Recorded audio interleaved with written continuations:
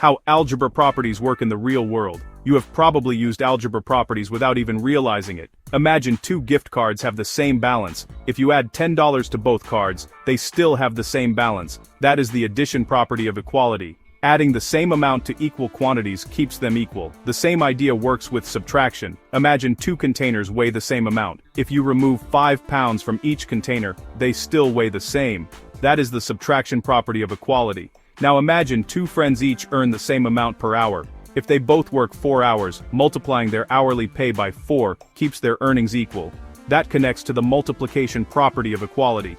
We can also divide equal quantities. If two teams each have $20 and each team divides its money equally among 4 people, each person receives the same amount. That is the idea behind the division property of equality. But algebra properties are not only about operations. Suppose a table is 6 feet long, that table's length is equal to itself. It sounds obvious, but that is an important mathematical rule called the reflexive property. In geometry, if two triangles share the same side, we can use this property to show that the shared side is congruent to itself. Now think about distance. If your house is 3 miles from school, then school is 3 miles from your house. This connects to the symmetric property.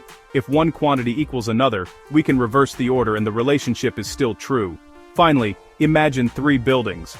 Building A is the same height as Building B, and Building B is the same height as Building C. That means Building A and Building C must also be the same height. That is the transitive property. These properties may sound like vocabulary words, but they are really rules for logical thinking. In algebra, they help us solve equations while keeping both sides balanced. In geometry, they help us explain why each step is mathematically correct. So when you use the addition, subtraction, multiplication, division, reflexive, symmetric, or transitive property, you are not just memorizing a rule, you are using the same logic we use to compare measurements, solve problems, and make decisions in the real world.